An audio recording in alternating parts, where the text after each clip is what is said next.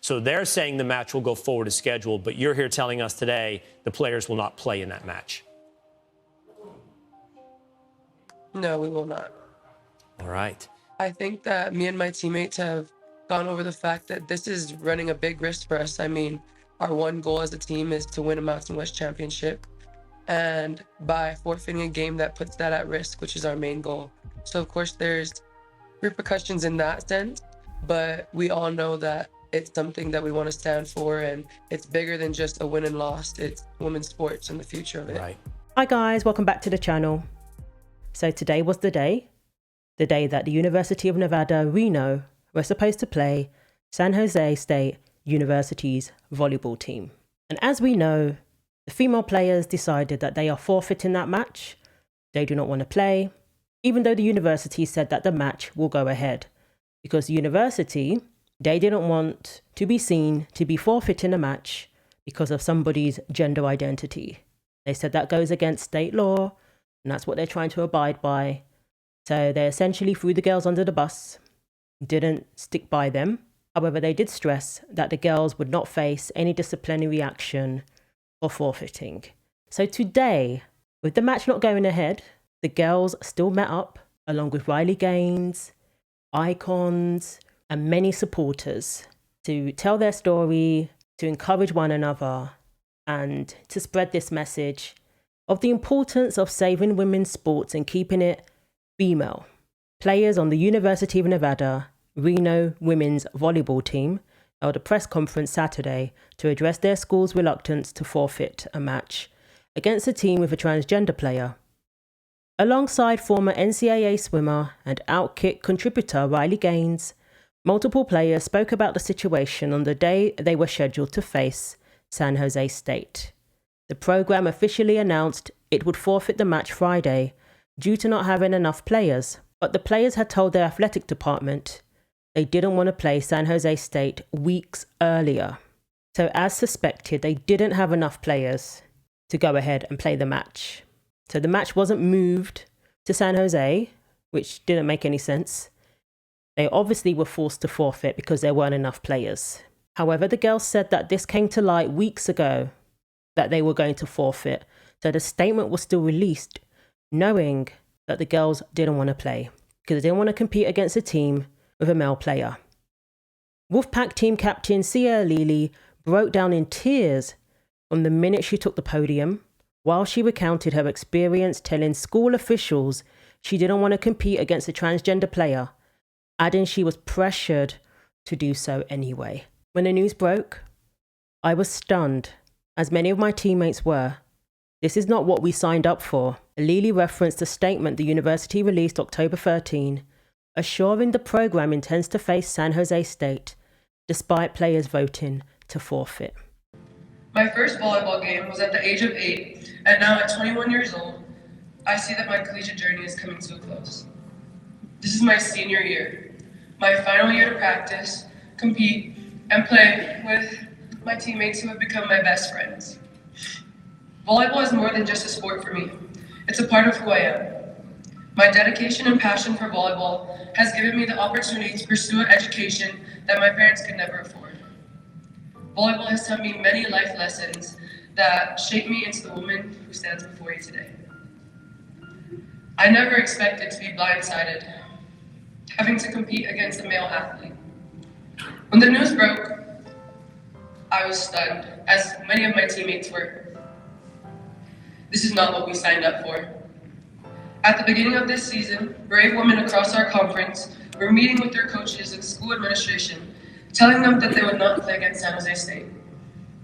Their schools released vague messages of forfeit without directly addressing the injustice that we're all facing in women's volleyball. Just hours before our team was scheduled to play our in-state rival at UNLV, we learned that our university had made a decision for us. They released a statement on our behalf saying we were going to play.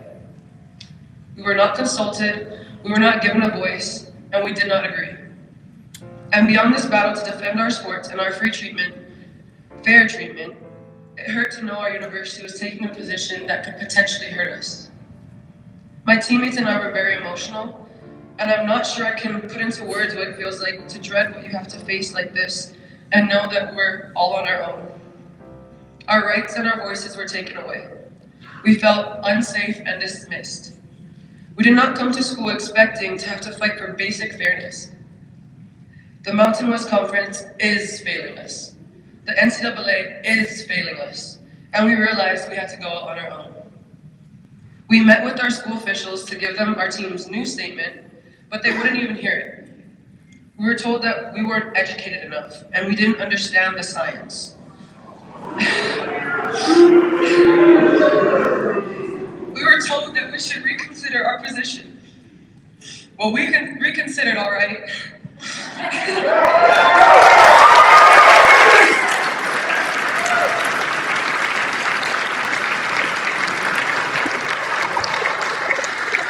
And we are educated enough, and we do understand the difference between a male and a female athlete.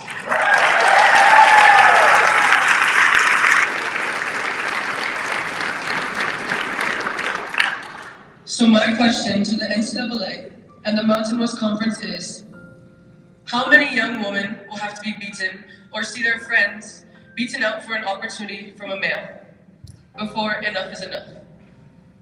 Men do not belong in women's sports. If you were born a male, you do not belong in women's sports. This has never been about one individual athlete. This is about safety and fair competition for all women's sports, as well as the athletes who are pursuing sports at any level. It is my wish for women to have fair competition, to have their voices heard, and to be protected by Title IX, the NCAA, the schools and clubs they compete for. I will continue to fight for my friends, my family, and the next generation of female athletes. All female athletes deserve to be protected at every level and every age. This is unfair and it has to be stopped. What an absolutely remarkable young woman. And all of those women standing up there with her, who attended this conference, who boycotted. They are doing a wonderful job. And they're going to be the faces of the future when we look back and see where things turned around for women's sports. We're going to see their faces. They're on the forefront of turning this whole situation around. So Sia said there that she was blindsided. They were all blindsided. And this is what is so upsetting. Girls are signing up to play sports, believing that they're signing up to play women's sports, that they're signing up to play female athletes. They're going to have female athletes on their team. Their opponents are going to be female. That's what any female athlete believes when she signs up to play sports.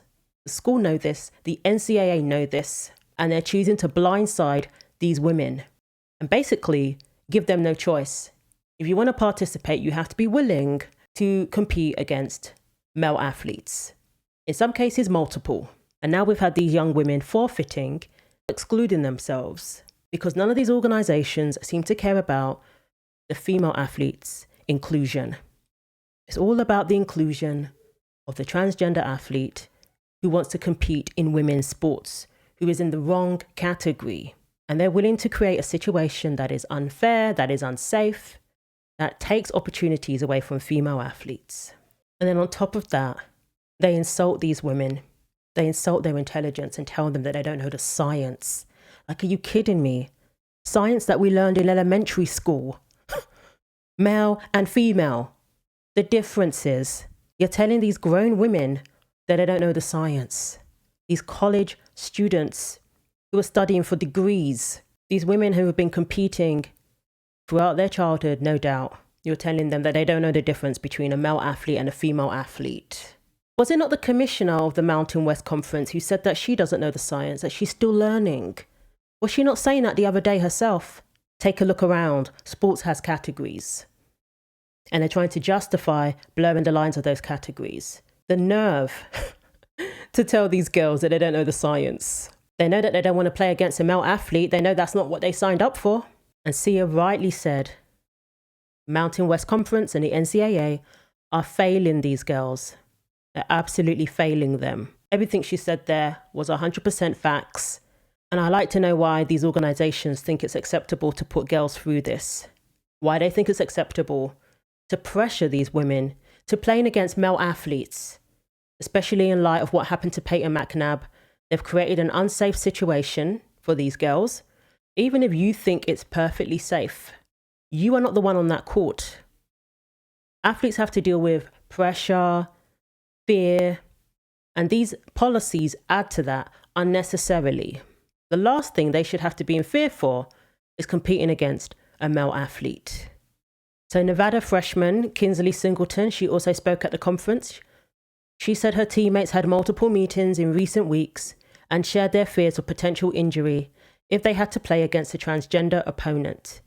Because we were led to believe that the girls just rushed out a statement, because they wanted to forfeit, and then the school responded. But these women are saying that no, this has been going on for weeks. The school were well aware, and they still put out that statement, committing them to playing this match. So the program previously said it could not forfeit the match because it would be in violation of state law. Article 1, Section 24 of the Nevada Constitution provides that equality rights under the law shall not be denied or abridged by this state or any of its political subdivisions on account of race, color, creed, sex, sexual orientation, gender identity or expression, age, disability, ancestry, or national origin. However, that constitution was revised in 2022 when Nevada voted to adopt the Equal Rights Amendment, which added gender identity to the list of protections. Of course, Nevada State Senator Pat Spearman, a Democrat from North Las Vegas, who co-sponsored the bill to get it on the ballot, said the law has helped transgender people maintain their identity. As a state university, a forfeiture for reasons involving gender identity or expression would constitute, per se, discrimination and violate the Nevada Constitution, the university statement said. And these women could argue that you are discriminating against us on the basis of sex. Obviously, gender identity being thrown in there means that these laws that were intended to protect women can now be used against women, can now be weaponized against females. That's what happens when you include gender identity. When really, we have all the protections we need based on sex. If you're male or female, those protections apply to you. So yeah, they announced that the match had been moved from Nevada to the Bay Area in California. The program finally announced an official forfeit once it became clear it wouldn't have enough players to compete. Good. Good to hear that. That's what they should have said in the first place, that we're forfeiting because the girls aren't playing. That's all they had to say.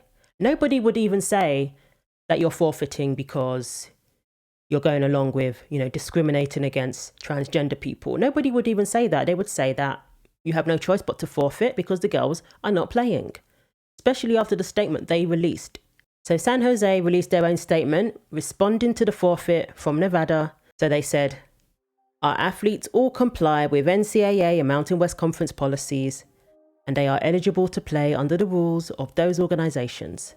We will continue to take measures to prioritize the health and safety of our students while they pursue their earned opportunities to compete. So the Nevada players were also happy to hear that President Trump said that he was going to ban this whole thing. Via executive order, he was just going to stop it. And I really hope that's the case, that it's going to be easy to do that. In a statement, they said, President Trump has our back. And this election is more important than politics, but about leaders who will be standing with women on and off the court, defending our right to compete safely and fairly. As proud female athletes, we will continue to fight for fairness on the court and in women's sports. But it shouldn't be a fight we have to take on alone. And these women are certainly not alone. I support them. So many others support them, both men and women. And I'm glad they held this press conference. It looked like the event was a success. It was very encouraging. So keep going, ladies. Keep speaking so eloquently about this topic. Stay united, support one another. And I'm sure we will see things turn around. We're already seeing things turn around. So let me know what you think. Thanks for watching. Like, comment and subscribe. Take care of yourselves, and God willing, I will see you in the next video.